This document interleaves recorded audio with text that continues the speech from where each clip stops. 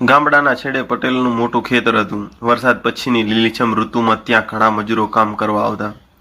એમાં એક પિંકી નામની મહેનતુ યુવતી પણ રોજ સવારે કામ કરવા આવતી હતી. તે શાંત સ્વભાવની, સૌની મદદ કરતી અને પોતાના પરિવાર માટે ખૂબ જ મહેનત કરતી હતી. પટેલનો દીકરો રાકેશ પણ ક્યારેક તેમના પોતાના ખેતરમાં કામ જોવા માટે આવતો હતો. શરૂઆતમાં બંને પિંકી અને રાકેશ વચ્ચે માત્ર કામની વાતો જ થતી હતી, પરંતુ થોડા સમય પછી પણ બધું જ થવા લાગ્યું. પાણી આ બાજુ ફેરવવું છે, રાકેશ કહેતો. હા, હું હમણાં જ કરી દઉં, પિંકી પણ હસીને જવાબ આપતી હતી. અને આવા ઈશારા પણ ધીમે ધીમે થવા લાગ્યા હતા. અને ધીમે ધીમે રોજની વાતચીત મિત્રતામાં બદલાઈ ગઈ. એક બપોરે બધા કામદારો સાથે બેસીને છાશ પીતા ત્યારે રાકેશ પિંકીને પુસ્તકો અને ગામની બહારની દુનિયાની વાતો કરતો હતો.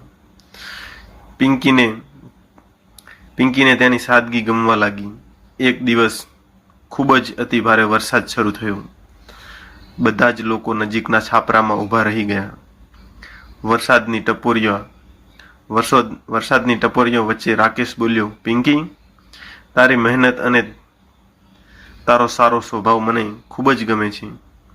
હું તને મિત્રથી પણ વધારે માનવા લાગ્યો છું. રાકેશે કહ્યું, અને જો તારી ઈચ્છા હોય તો આપણે એકબીજાને વધુ સારી રીતે ઓળખી શકીએ. તો પિંકી પણ થોડું શરમાઈ ગઈ.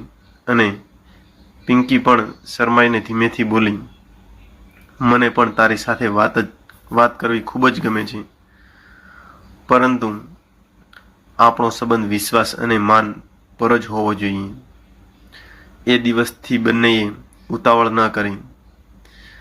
અને પછી ગામડાની ઘણી જગ્યાએ, ગામડાની આજુબાજુના અનેક મેળાઓ, ગામડાના મેળાઓ અને ખેતરની વાટો અને રોજિંદી વાતોમાં તેમનો સંબંધ વધુ મજબૂત બન્યો.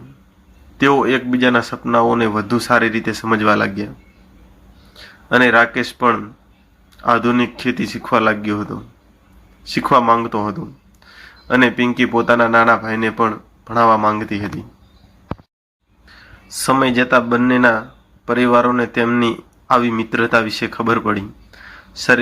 શરૂઆતમાં થોડો સંકોચ થયો, પરંતુ જ્યારે સૌએ જોયું કે બંને એકબીજાનો આદર કરે છે અને સચ્ચાઈથી સંબંધ આગળ વધારવા માંગે છે, ત્યારે પરિવારોએ પણ સંમતિ આપી.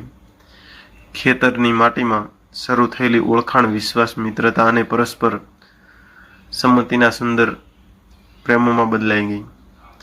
ગામમાં લોકો કહેતા કે સાચો પ્રેમ એ છે જેમાં બંને એકબીજાનું માન રાખે અને સાથે આગળ વધે અને એકબીજાના જીવનને વધુ સારી રીતે સમજે.